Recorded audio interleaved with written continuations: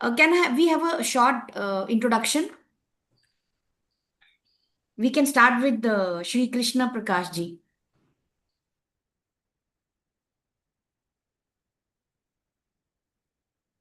Namaste, everyone.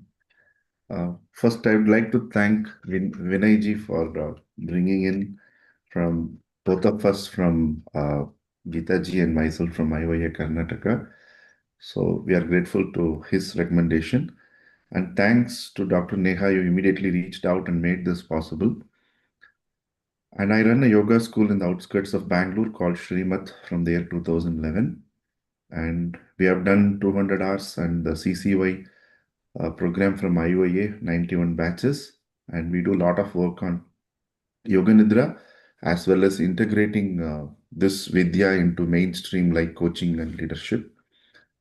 And we have uh, course participants and students from many countries across the globe. And off late, since pandemic, from IOA Karnataka, Geeta ji, Vinay ji, and me, we are all together working for betterment of yoga in our own capacities. That's a short brief. Thank you. Thank you so much. Thank you so much, sir. Vinay sir, can you please introduce yourself? Namaste, everyone. I run my own yoga center called Yoga Vijnana in Bangalore. Before this, I was in a corporate career for almost 13 years. So along with corporate job, I was also passionate to teach yoga. And then one thing led to another, and I finally ended up being here as a full-time yoga teacher and serving yoga itself. And basically, in Yoga Vijnana, we also offer CCY certifications and yoga training, teachers training courses. Apart from that, we have a specialized workshops on pranayama, a detailed workshops on Trataka, and many other workshops. So we focus a lot on experiential journey of the practitioner itself. So taking them more deeper into the concepts and an experiential perspective. So yeah, that's probably a short introduction, I would say. So I've done my master's in yoga and I've done my MTech in IIT Hyderabad in Heritage Science and Technology. So that's pretty much my introduction. Thank you. Thank you, sir. Geeta ma'am, now it's your. Yeah, thank you. Shri Gurubhyo Namaha. I thank Healthcare Sector Skill Counseling for inviting me to this panel discussion, and I thank Krishna ji and humble thanks to Vinay ji for introducing me here. And for my introduction, it's very, very short. Okay, I'm a yoga therapist and a consultant in tradition of Krishnamacharya, and I work with Krishnamacharya Yoga Mandiram in Chennai. And I'm also a yoga consultant at IAIM, an integrative Ayurvedic medicine center here at Yelahanka. And I'm also Vedic chanting teacher, where I use a lot of Vedic chants to heal. So, and also a convener along with Krishna ji and Vinay ji, doing our best or trying our best to help a betterment of yoga in our state. Thank you. Thank you so much, ma'am. First of all, I just want to say thanks to all of you because just on one call, you all were ready to join this panel discussion. So thank you on behalf of Healthcare Sector Skill Council. So let's start. As a title, today's title is Integrated Approach. So from your perspective, Geeta ma'am, how does yoga uniquely integrate physical, mental, and even spiritual dimensions to promote overall health? As we all know, yoga is a compulsory thing these days. Everybody is in a mental pressure, in physical pressure. So, can you please explain that how yoga relaxes our mental pressure and increases our physical stability? See, yoga, when you, as a title says, right, it is an optimal approach of science, of yoga in modern science. When you take in that way, in the modern science, they see a human as a human body.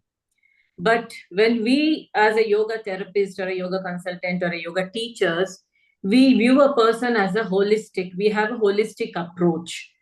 So it's not merely a form of exercise or a relaxation technique. So it is a balance between the body, breath, mind, emotions, and spiritual. When I say you can understand it, there are the 5 layers, which is simply put into the in dictionary for the koshas. Okay, Panchamaya koshas, they all are integrated and they all are interdependent on each other. Okay, so when you say that I do only asanas, we just can't stop at asanas. When I do asanas, they do have some influence over the prana on the mental or the more deeper layers of our body. So when the physical asanas, when I say it only not builds the strength and the flexibility, the postures are also done with the coordination of the breath, which helps the nervous system regulation. Okay, and this improves the immunity and greater mind and body connection. So when I'm using the breath here, it means I'm also working on my pranamaya kosha, and in turn, it is influencing my manomaya kosha. That is my mental health also. So here there is a shift from the sympathetic nervous system to parasympathetic nervous system, where the stress or anything, it is reduced. Okay, reduced, or we can say that we are restraining our mental mind fluctuations or mental activities as put in by Patanjali Chittavritti Nirodha. Okay, so and furthermore in the tools of dharana and dhyana, they train the mind to focus and yet it is relaxed there. Yeah. So when we talk of the spiritual well-being, we cannot let out the other tools of the yoga called as yama and niyama. Right? The yama is for the personal discipline, where the niyama, it talks about aligning myself in my environment or the surroundings. For what purpose? Integrity and compassion. So these are so yoga, we can't just say it is only physical, giving mental relaxation, or only for the breath, or only for the body. It is a multi-dimensional approach. So that means it's not only for the human body, it's for being a human being. Yes, ma'am. Correct, ma'am. Vinay sir, I just want to know your approach towards yoga and physical improvement and the mental approach. How yoga is most important thing in these days. Yeah, just to technically, I think Tidaji has covered nicely the framework of what all yoga contains. So let me just simplify it from a person perspective, right? See, as a human being, I'm just not a body here, okay? Otherwise, if I'm only a body, I'll be a dead body. So I'm moving around. So that something is required to move around, and also I interact with people, and I think, I make decisions, and I have various inputs from where I take the information. So there are so many things which is happening within me itself, if I'm taking myself as an individual, right? And when we consider yoga, it's just an integration of all these things, or it's a union of all of these different aspects of our own existence. So considering that, so I cannot just say I'll just do only asana and I'll be done with it. So because I'm trying to avoid all the technical terms which I think Gitaji has already put across. So because if my goal of yoga is ultimately to control my mind, if that's the ultimate goal I have, then I have to look at all these different aspects, which is directly influencing that mental state that I am in. So because I cannot just say I'll control the mind by doing some asanas only. That's just one way of it. But even my social interactions are influencing my mindset. Even my the discipline part that I follow, the routines that I follow is also influencing my mindset. Okay, there are so many factors. So we just have to make sure that we are balanced in all these factors. So if you want to really work, or we just want to do yoga in the true spirit, which is nothing but controlling the mind itself. Thank you, sir. Yeah. Krishna sir, can you please tell us what is the role of respiration in yoga? Like if a layman is performing a yoga and he don't know respiration techniques, when to inhale, when to exhale. then will it affect the body or will it give a reverse reaction? Like how you can explain this? The simple thumb rule is when you are going towards gravity, you exhale. And when you come up, you need energy, you inhale. So if this common sense is applied, but not only when practicing yoga asana, even when you are bending down to lift an object, we first bend the knees, then gradually do it. The idea is be aware. All these nature's laws are integrated. They work in an integrated fashion. Like apples were falling from the tree even before Isaac Newton was born, right? It was just discovered. So the nature's law is not bothered about anything. Similarly, respiration, one is being mindful when you are doing an activity. It could be asana, pranayama.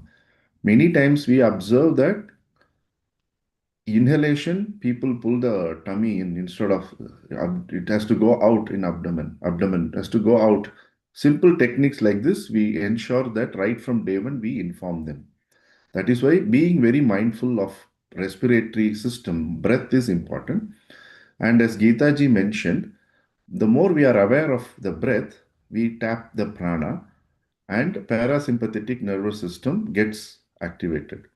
If we are only working like I'm doing a pranayama technique, talking with somebody, doing here and there, my mind is everywhere, but I'm doing a perfect technique, then the purpose is lost.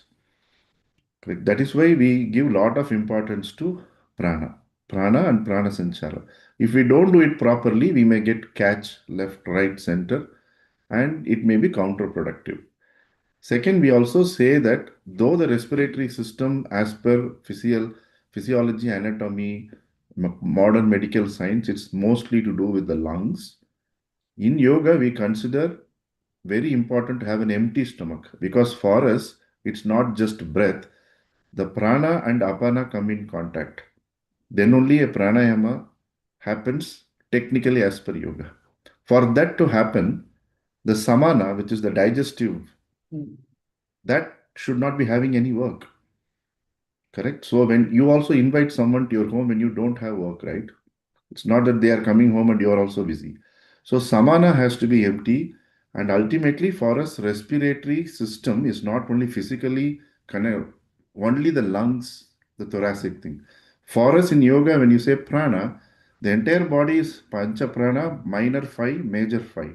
So for this, the respiratory system to function well, empty stomach, ensure that every pranayama technique the teacher teaches, they ensure prana and apana are coming in touch. So this is the level we go beyond the physical realm of a respiratory system into the yogic anatomy. And we have Vinay ji who is exponent in this, and Geeta ji through chanting and Vedic system enhance the prana. So I think it would have been better if they answered this question because both of Definitely, sir. We are open. Please share your point of I view. request Geeta them to ma'am and add Vanessa, their please share. perspective because from Vedic chanting and Vinay has done extraordinary work in pranayama in depth. So they both can actually add value to this. Geeta ma'am, please. We want your views, and then later Vanessa also. Yeah, as Krishna ji said, breath becomes the bridge between the body and the mind. And Vinay ji said that mind is consciously shaping how our thoughts are, how we respond, and how we react to that. Okay. So when we talk of the mind, okay, they say the mind is a mind of a monkey. It's always jumping, is always jumping, and there are thoughts. There are thoughts. There are many thoughts. Maybe I'm talking to you at subconscious level, there are thoughts running behind, right? So the purpose of yoga is to minimize those thoughts, right?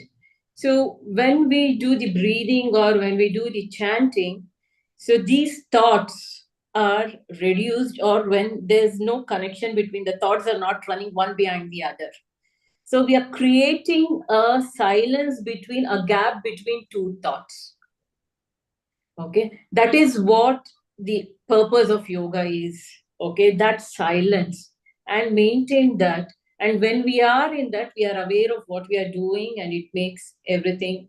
That is where they say the mind is in clarity. So when we are chanting, Okay, when we are chanting, the chanting is not just going on. Okay, it's not just we read it like a prose. So this chanting has, the Vedic chanting has a different notations, and it has the Alpa Prana and the Mahaprana, it has a Swara, it has a Matra. And when we say Mahaprana and all, we need to give a Balam for there, and the notations have, if there's a notation high, go up, go low. So it's all going up and low. So you are with that. Okay. By saying this, when I'm chanting with so attentiveness, my attention, the focus is with attention. Okay. And also at the same time, the chanting helps my breath regulation also. It increases my exhalation. So when we talk of exhalation, it means that it is again working on a parasympathetic nerves, and there are the vibrations happening, which is along with the vagal nerve. So this is how the chanting works on. So it is very, very important to have the chanting with the pictures, and the pronunciations are very, very Yes. important. Sanskrit And words. yes, and when you're chanting Vedic chants, then even the half a matra has to be heard. Okay, there is no silence letter in Vedic chants, and it has to be correct pronunciation, where we have everything right, retroflexes, the few of the sounds or the words coming from, letters coming from the throat here. So everything has to keep happening. Mhm. So they say that even with the little mispronounced word, it changes the meaning. And the So effect on body. yes, we have to be very precise. And so you're with the chant. So it not only helps psychological, physiological, all changes we get to know with chanting, emotional regulations. So these are all the benefits of chanting too. Yeah, Vinayji, over to you. Yes, Vinay sir. Yeah, so I think both of them have already beautifully explained the physical importance of breathing itself. I think the right breathing is, as Krishnaji has rightly said, the way we breathe, as we inhale, the abdomen should go out, and as we exhale, the abdomen should go in. And all this is one aspect of pranayama itself. It is not completely, not the totality of pranayama. So because if you go by the actual meaning of pranayama itself, right, it is not breath control, because just breath is at a very gross level control is what we are doing with the breath. Because the word prana itself is the source of life force that we are which we are taking in. And how do we control the life force, or how do we enhance the experience of that life force which is already there within us? Just that we are probably ignorant of it, or maybe our awareness of that life force is not there. So that's something which is always happening. So, and now this whole pranayama is a journey for us to become more connected to that life force within us, so that whenever we are inhaling the breath, we are just making sure that we are taking in the entire prana completely from the breathing, from the breath that we inhale. That means the life force from the prana itself. So that's the whole goal. Because I think, as I think Krishnaji was mentioning, there are pancha pranas and vipranas and everything. In fact, the technique of pranayama is so deep that it explains techniques how to control each of these different pranas. The prana, apana, udana, samana, Mana, vyana, vyana, and apana. everything, right? There are techniques how to control samana, how to do your pranayama on apana, how do you do pranayama on udana. All of these things are explained. That's how depth this entire pranayama is. Just that we are, our breath is mainly prana out of these five pranas, right? So just because we are working on the breath, it doesn't mean that this is the only thing which is there in pranayama, because through this prana, we are influencing all the other pranas also, directly or indirectly. And also we are, through this prana, which is more easier to control for us, that's why we are focusing more on this prana, which is related to your breathing. But that is just a gateway to control all other pranas also. And also, if I go by the definition of pranayama, what Patanjali is saying, right? According to him, it's just all about the cessation itself. Because he is not saying we should breathe, inhale or exhale. Because when he says Tasmin Sati Shvasa Prashvasa Gati Vichcheda Pranayama, all he's talking about is we need to get to that stage where there's no breath happening there. Because the reason is quite clear. Because for Patanjali, the goal was to control the mind. He was clear in his mind. I want to control the mind. But now also figure out that the mind control is directly related to breath control.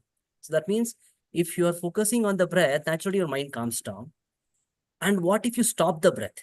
Then the mind stops. Okay, that's how he kind of nicely connected all these logic. And he said you have to focus on stopping the breath completely so that your mind naturally shuts down. Because for him, the goal was clear. Mind has to be controlled. That's how he approached the whole thing as, and that's where the pranayama or the breath control starts. And then we go to pranayama, and then we go to eventually to mind control. Sir, I have one question. Actually, this question is from whole of the team from healthcare, and everybody was asking. Being an Ayurvedic doctor, I just want to know from your point of view. I mean, most of the people these days are performing only asanas, the postures. Okay. Mm. What about pranay, then meditation, niyamas, and other things like if I mean daily can they have to practice along with the asanas, they have to practice meditation also and niyamas also and pranayama also, or they can just do simple postures and done. Yeah. Yeah, absolutely true, because that is a challenge which the entire yoga community is facing now. Because Okay. many times people have tagged yoga is equal to asanas. Okay. So because and in fact, that kind of a confusion has been created even in the United Nations also, if you ask me. I mean, just to put it across, because we already had International Yoga Day on 21st of June, and then they created International Meditation Day on 21st of December. Because as if meditation was something totally different from yoga.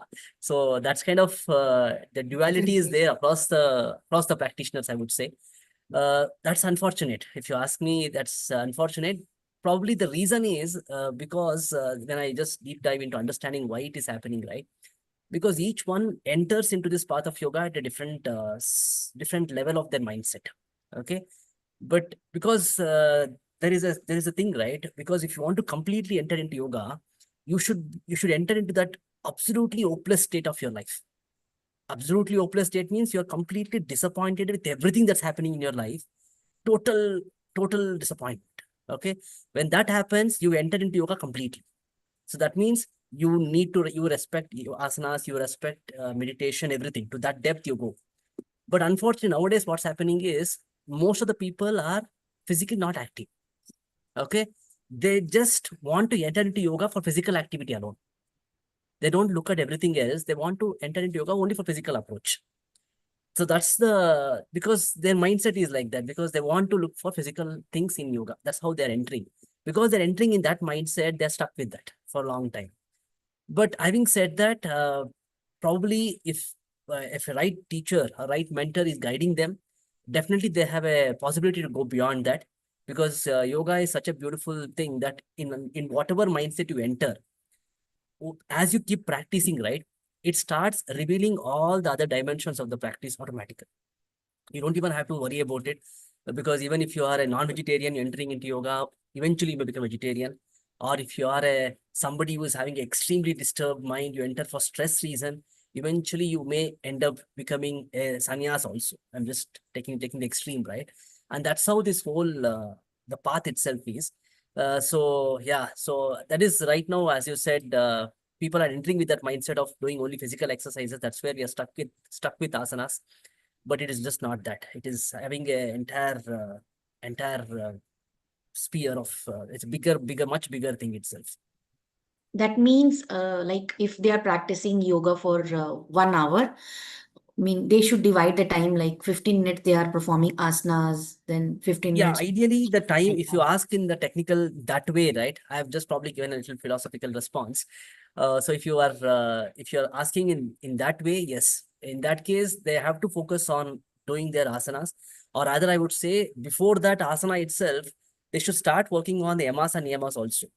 So because a lot of times I see people, because they're approaching it as just a mere physical activity, they just get up in the morning and they start doing yoga. That's not the way it is, right? Because it needs some cleanliness. it needs some because Saucha is part of our niyama itself in the yoga practice.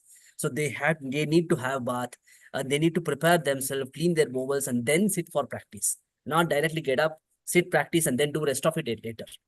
Okay, and that's not the way. It starts from the niyama itself. It starts from there, and then they do the practice of the asanas, and then they relax completely. They bring their body back to normal, and then they do pranayama, and then eventually they do the practice of meditation itself. And I mean, of course, we cannot practice meditation. They can do some dharana practice, which can eventually lead to meditative state. So probably that's the order that they have to do. So they have to give time, everything. But having said that, not everybody is in that mindset to give time like this. So at least as much as possible, to whatever stage they can go, they can start practicing that. Great. Krishna sir, this I would like to ask from you, that how can yoga be made more accessible and adaptable for individuals? Like, uh, if somebody is physically well, okay, they are doing yoga. What about if somebody is in some chronic disease or something? Will it affect that, and how? It's a blanket question. First, they should approach a teacher and study, definitely not from a book or a YouTube video. So, first is approaching a teacher. Technology is good. So, the teacher would understand whether the chronic illness which is explained by the student is really chronic, or they give a tight slap and say, better go and do some work, you will be okay. Today, many of those chronic things, stress is because, as Vinayji clearly said, people are not following Yama Niyama. So many of the things will be sorted if people stop taking non-human references, but approach a teacher from a tradition and then study. Either it could be an academic tradition, which is a completely research-based approach, or they go to a spiritual tradition where practice is done first and then the research reports are studied. So the individual first has to be clear, like how much ever natural it may appear, Ayurveda medications still need to be taken under guidance. Like that, just because we have money to buy a book or free YouTubes are available, we should not approach, we should approach a teacher and then do that work. Then, if need be, you will be doing the asana. Sometimes you may be in a situation where you are crippled, you can't do anything.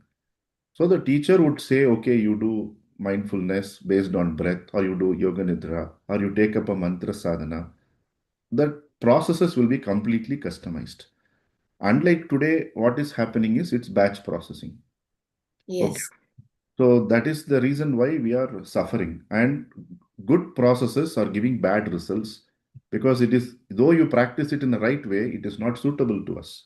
So everything starts with approaching a teacher and then assessing whether you have really you can practice now. I'm telling this from my personal experience because when I was 24, 25 years old, I had a L5 issue, my left leg dislocated.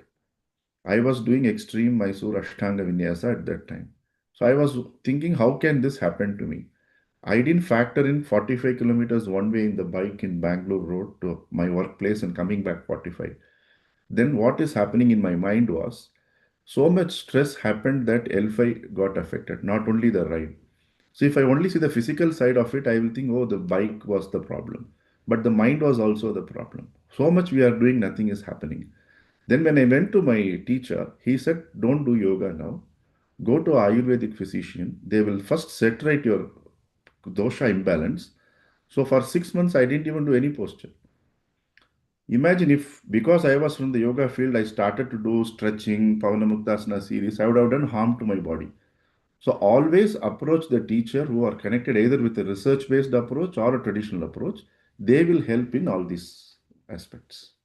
Correct, sir. Correct. Geeta ma'am, as you said, enchanting mantras are, you are expert in, that yoga aspect. I just want to know the kids of these days, how we can mold the kids. Maybe you are in your OPD also, you're getting such cases that kids are coming to you and parents want them to do yoga, like enchanting mantras and meditation, because this would definitely help them in their future. What do you suggest? Please enlighten us with that. See, for the kids, first it has to start from the school because the schools could, I think they have to give one particular period for yoga. So because I think you all are the whoever present are the yoga teachers here, and they know the benefits of all those, and we know what the kids are undergoing nowadays, right? They are more stressed, and they are more pulled towards the outside sensory objects, maybe TV or their mobile phone, or we have so many networks now coming, Netflix and Amazon, all those stuffs, right? And at the same time, even they have to study a lot. They have a peer pressure in the schools too. So saying said that, I think a period in a school would be much better, because when a parent has to take a child for a school for a yoga class, the parent has to plan many things, right? And today a mom may say you drop for the dad, a dad may say you drop, and both may not be at that moment able to drop the kid to the classes. So in that scenario, it is much better the schools take up. The schools have a protocol for a yoga. Okay, and said that the protocol of the yoga may be if it is a 15 minutes of yoga practice, and then just small 5 minutes of breathing, and then a little bit of play. So it has to be a playful mood for the children. Okay, between the age of 3 to 8 years or 9 years, you can have it in a playful mood. And after 9 years to 12 years, there is a change in your bodily functions also, right? Physiologically, psychologically, there are changes happening. And accordingly, we have to plan the classes for them. And then moving on, again, after 12, their mind, okay, we need to work on that mind. And that needs a lot of patience for the teachers to work with that child, because a child is going to the teens and they have their own tantrums and they have their own way of looking at the world. So we need to accordingly plan the courses at that time. So it is much better the schools take up a protocol. As a protocol, they have one particular period for yoga. So because we have seen that the parents bringing the children for the yoga school, and the children missing many of the yoga classes or the chanting classes because parents are busy. And online, again, the network issues online again. It makes and the child may say network issue, ma'am. The cameras are not on, or just they log off. So it is I much think better online is not the option for yoga. No. No, for children, yes, and even for the adults also sometimes Even I I think. believe. I believe. Unless until you are fit enough. If it is a therapy based, and I think one-on-one with a teacher, in presence of a teacher, yes. Vinay sir, your approach about kids, because these days everybody is the same problem, that how to deal kids and how to shift them towards yoga, like meditation and chanting, or I mean they should help their physical and mental stability. See, I think the first we should stop forcing them. The more we force them, they go away from there.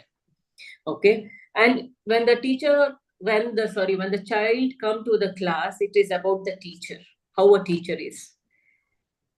Okay.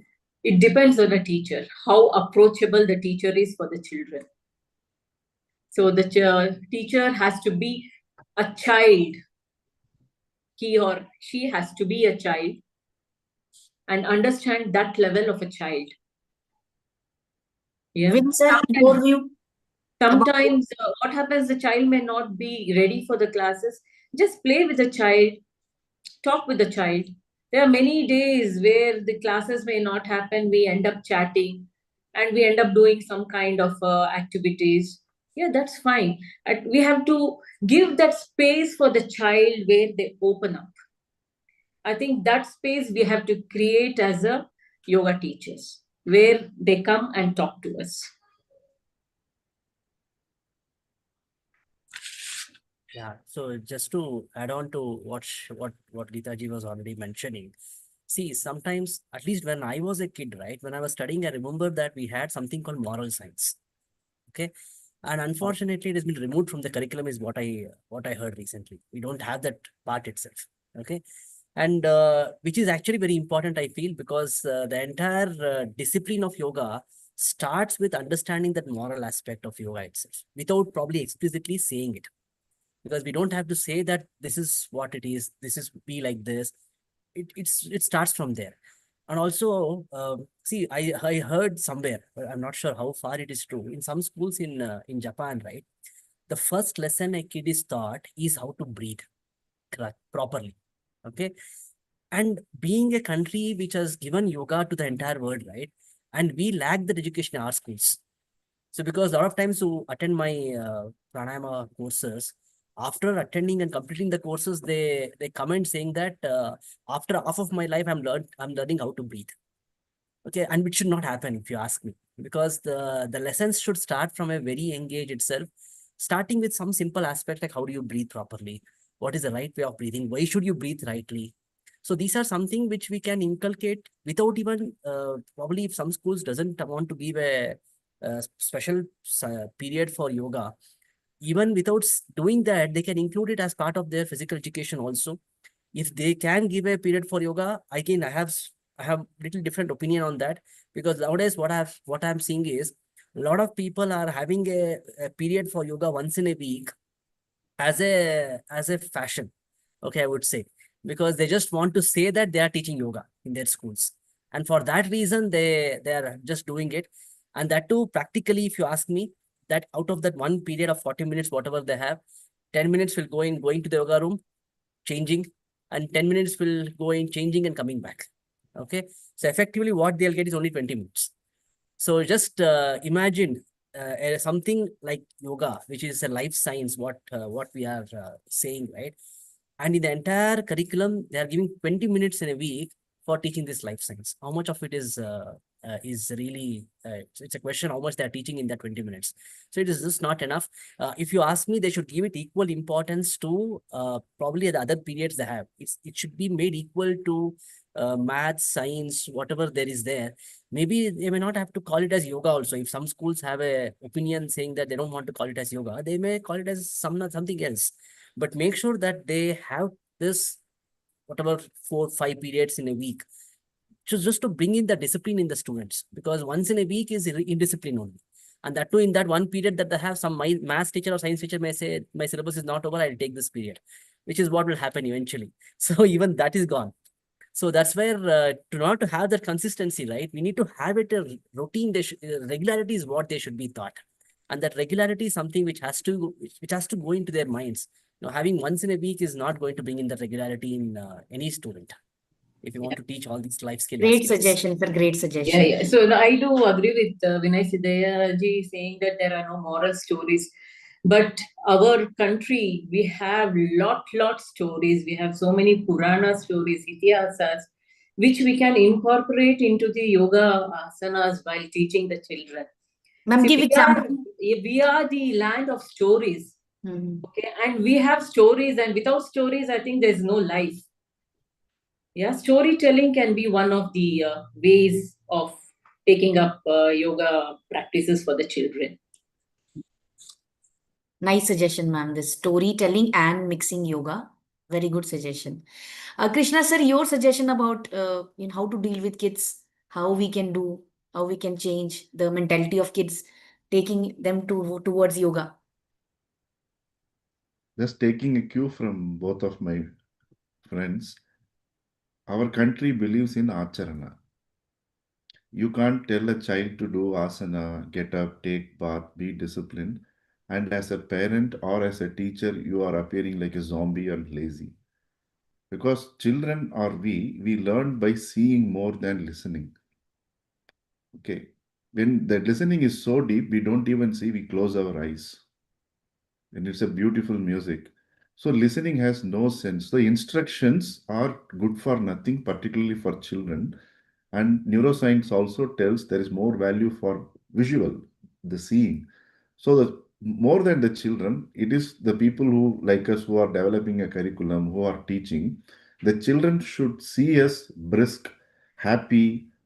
Yoga doesn't mean you walk with a long face that in breakfast you had 1 ounce of castor oil. It's not like that. You have to be the most cheerful person there. As a parent, you should be so happy and you demonstrate what is the importance of acharana.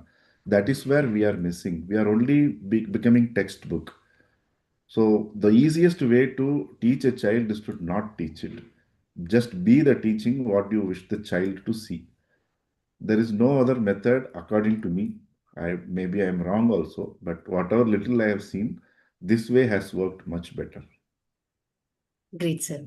Sir, any specific techniques of meditation or asanas for daily routine you suggest? I want to ask this question from three of you.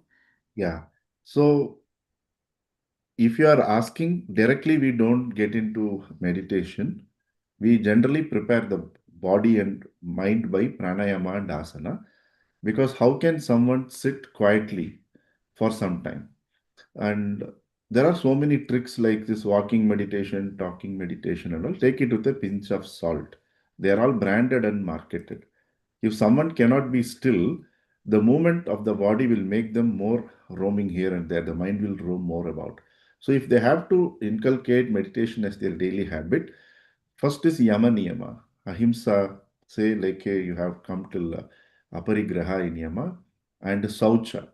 They should know the importance of cleaning themselves, because when they take a simple bath before an asana class or even a morning walk, the Dhananjaya prana is activated. So the skin pores also start to breathe well.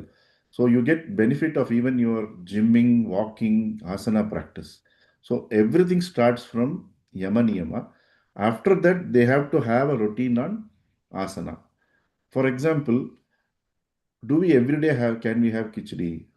Our meal has so many things, right? We have a dry sabji, wet sabji, salad, a pickle, salt, sweet. So yoga as a system is full like this, very colorful. So if you only focus on meditation, if you only focus on asana, one day or 2 day it will be better.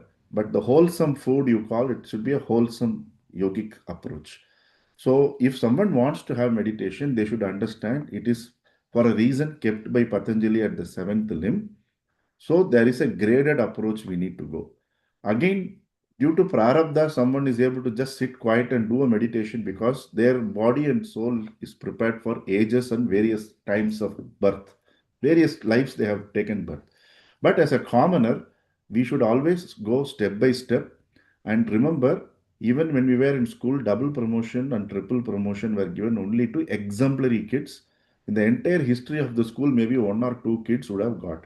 So we should not overemphasize any limb, but emphasize on going in a structured way, like both my panelists were mentioning. Yama niyama, then asana gives you steadiness, tirata. Pranayama gives that sense of lightness. Then your sensory inputs can be managed because your prana and body is steady, so withdrawal happens gradually. And again, like Vinayji clearly mentioned, you focus on getting your focus correct. Meditation will happen in its own time. You cannot force open a fruit to become ripe. So this is the simple structured way that we have to take people into these processes.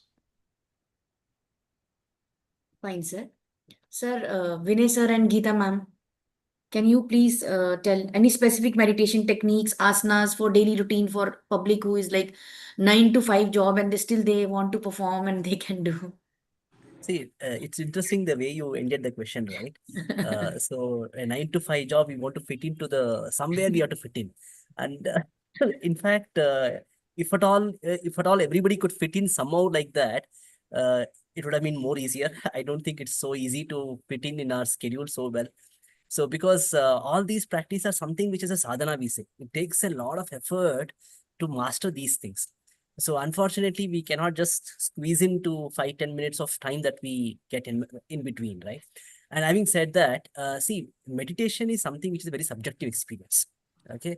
And if you say the meditation, the state of mind, right, which is a no thought kind of a state of mind. And how a person attains that kind of a state of mind is also very subjective. Because for somebody, just observing a breath can take them to that state of mind. For somebody, chanting, as Geetaji beautifully mentioned, chanting something which can take them to that state of mind. So considering all these different possibilities a person can follow to take that mind, in the text like Vijnana Bhairava, they have beautifully enumerated around 12 different techniques of meditation. Not meditations, I would say dharana techniques. Okay, it's not a meditation technique because, as I said, meditation is not something which you do, it's something which is happening. And to make it happen, the gateways and until different ways are there to do that. Okay, so which one suits for a person is something which they only should figure it out. Because whatever I say, because there are different techniques, I think Krishna ji is an expert in Antarmauna technique. I can teach Trataka as a technique, and probably Geeta ji chanting as a technique. All of these are all different techniques to reach there. Okay, so but having said that, there is nothing like a one universal technique which they do this, everything is taken care. And if we had that kind of a technique, then we would not have so many varieties. And also, people will not be fighting for my technique is superior over your technique, and all that will not happen at all. But that's the beauty of yoga itself. That because all they know, there are so many options to do, but they live in harmony. Still, they respect each other's tradition. Because IWA is a great platform for that, right? Because everybody's come with a different school of thought, and we still respect each other's traditions there. And that's how all these techniques are. We cannot say one thing fits for all. Each one has to try out a few things which connects to them the most, and eventually, if they are able to grow in that path, that's the technique for them. So they should something which this is something which they have to individually figure it out. I don't think if I give a suggestion, it's just my view. I don't know whether that will be the universal view. Yeah, very true, Vinayji, because even the ancient text, they says that one size doesn't fit all. All the asanas are not for everyone. It is best when customized to the case seeker's needs and their condition. Okay, when you say that between the 9 to 5 job, where will I fit it? Okay, it is not where will I fit in. Okay, the key remains there. It is not how long or how will I fit in, but how you practice it regularly and consciously. That makes a lot meaningful, I think. And both of them put together beautifully, and it is under the guidance of a teacher or a guru. You need to get it done, not with a YouTube. Correct, ma'am. Correct. As Vinay sir just mentioned about Krishna sir's Antamon, some therapy is giving. So can you please tell us what's that? How this is affecting our health or how it's improving the things? That was brought out by Swami Satyananda Saraswati of Bihar School of Yoga. He has developed a 6-stage process called Antarmona. In the first stage, he helps us to gain reasonable sense mastery, and then we build our sense profile. Second stage, because mind is an aggregate of senses. So in the second stage, we understand, taking cue from Patanjali, that you may think I am an overthinker, I have a millions of thoughts, but he has beautifully helped us to classify it under 5. The second stage of Antarmona helps us not to label ourselves. I am an overthinker, I am this, I am that. This labeling is doing a lot of bad or nuisance to us. So in the Antarmona second stage, mind management is introduced. Gradually, when we go up, he helps us to invoke past incidents which are impediments on our way in this life and going towards the Chittavritti Nirodha, and he teaches us how to deal with them. So in a nutshell, he says that start is with sense management, sense control, and then second is the mind management, mind control. When we do that consciously, there is a silence which develops. For example, when we are now listening to each of the panelists talking, it doesn't mean nothing is going around us. But for this moment, our mind is completely occupied with what is happening here. And there is a sense of silence. So that sense of silence is created by Antarmona practice. That is in a nutshell about it. Okay, sir. So I just want to next I want to ask, looking at how do you see yoga evolving and contributing to the broader sense of holistic health and well-being in coming decades? Do you think yoga will increase, everybody will do yoga, or it will reduce? How do you think, sir? I think everybody should not do yoga. That is the truth. Okay. There are a lot of people who should be sent to gardening, lot of people who should be sent to do their daily household work. It is not for everybody. It is the Western idea of if something works, make it commoditize, product it, and tomorrow I won't be surprised if they sell. Call your yoga teacher to home. Amazon may even send you for 3 days. If that doesn't work, you return the teacher. So we are commoditizing everything. First of all, yoga is technically speaking only for healthy individuals. If you fall sick, go to a doctor. If the doctor says go to a yoga therapist, it is not the reverse. This is the honest way to approach yoga. And then, as Vinayji was mentioning and Geeta ji was mentioning, go back to the basics with the children, introduce the moral science class. Today, we hear a lot of stories and forget the moral. That is another problem. Lot of storytelling is happening. And the moral of the story we are missing. So, yoga means if somebody's mind has, as per Patanjali, we have to reduce the thoughts, find out the things which are not allowing you to reduce your thoughts. And that is completely customization, right? So yoga is technically not for everybody. We don't need to take yoga to the world. Whoever will need will come to yoga. Because we all met Swami Niranjananda Saraswati in Bangalore. They stopped taking yoga teacher training in the year 2013. There is so many people certified as teachers, but their world has not changed. Even Christ was born, Krishna was born, Gita is there, Bible is there. World is not going to change. We cannot go and market yoga.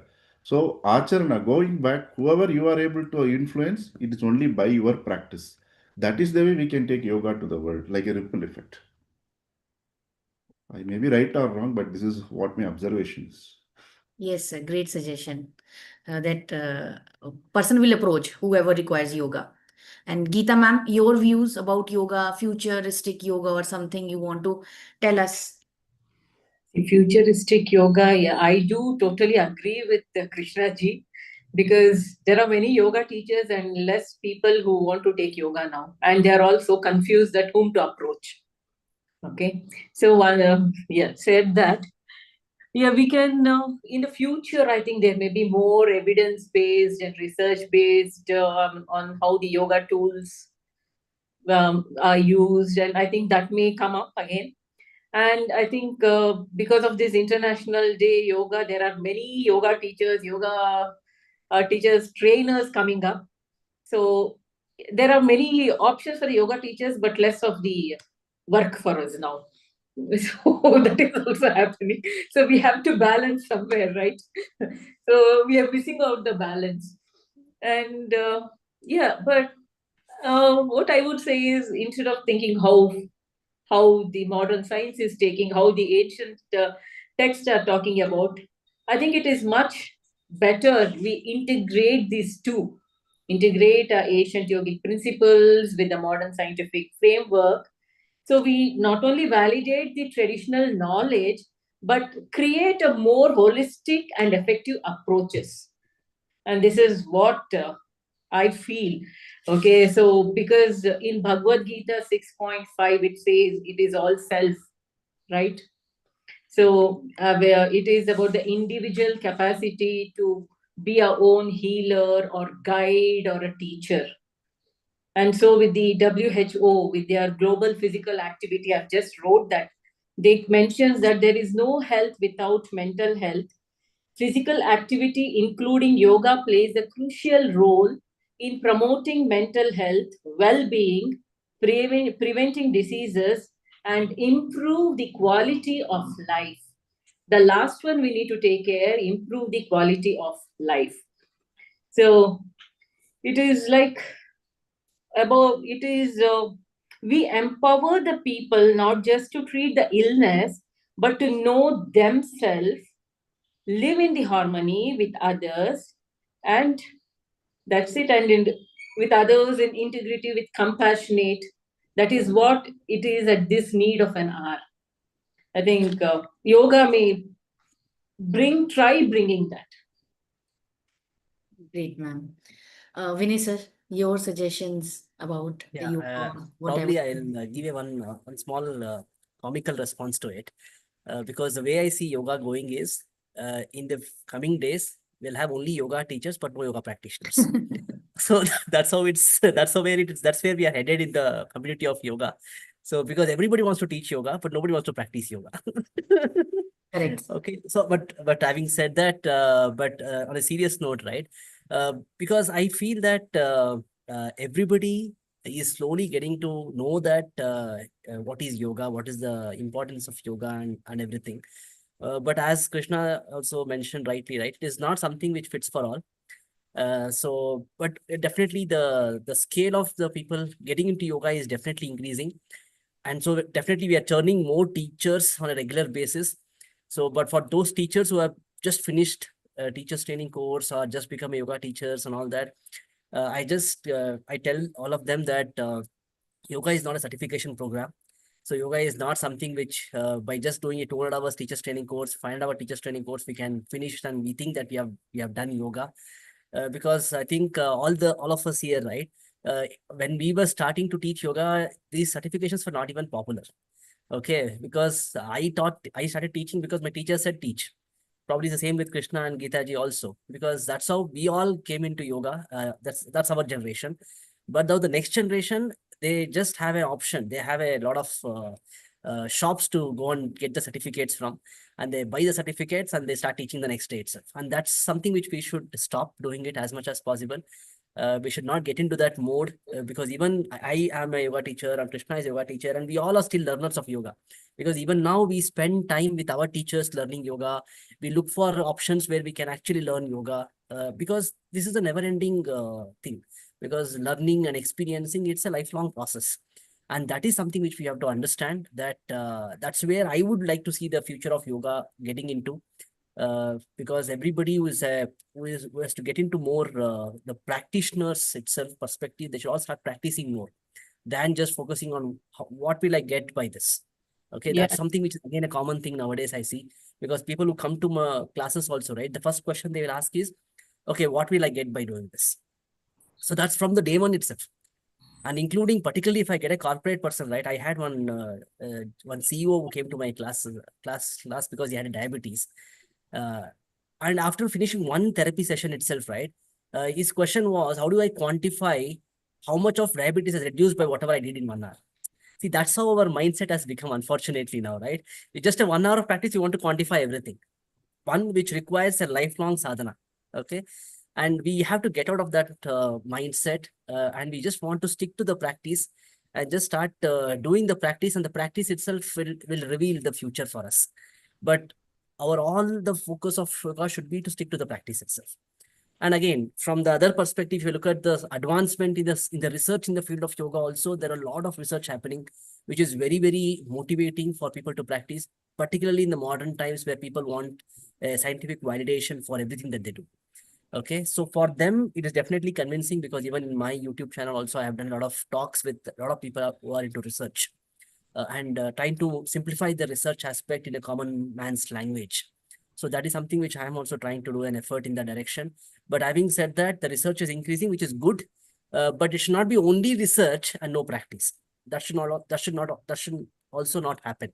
So probably I have kind of summarized what I wish to see in the future, and what I don't wish to see also. And probably that should be the way we like to see yoga. Yeah, I do agree with you, Vinayji. But saying said, the people now, they look out for the different certification. They don't stick on to one tradition. Yeah. Yeah. So what happens even when they're giving the classes is a mix of all traditions. And instead of that, stick on to one tradition, one teacher, and there is so much for one tradition to give. Okay, they have a different way of approach. So be with that. And yeah, that is what I would like to add on here. Perfectly well said, actually. That's probably the right thing to do. Traditionally, we had a family doctor, right? Now today you have a doctor for left ear, right nose. That doesn't work. The medicine for right nose will not work for your body also. And when you call the word professional, you are a qualified Ayurveda doctor. The doctor undergoes an apprenticeship. A chartered accountant undergoes an apprenticeship. If after certification, if minimum 3 years of apprenticeship is not enforced, I think from HSSC, it is better you can give a recommendation that stop teacher training, make people apprentice, create qualified teachers out of it. And as Vinayji said that there are a lot of teachers and no students. Because everybody wants to get a certificate, become a teacher on the 22nd day, because 21-day teacher training nowadays. So that is the way. Anybody else wants to say anything? Sir, I must say thanks to all of three, Vinay sir, Geeta ma'am, and Krishna sir. It was a really interactive session, and I must say it was a happy session. I really enjoyed the session. Thank you so much. And I just want to say thanks to audience also. So thank you again on behalf of Healthcare Sector Scale Council that you gave your 1 hour time to us. Thank you, sir. Thank you, ma'am. Thank you so much. Thanks a lot. Thank you. My pleasure. Thank you so much.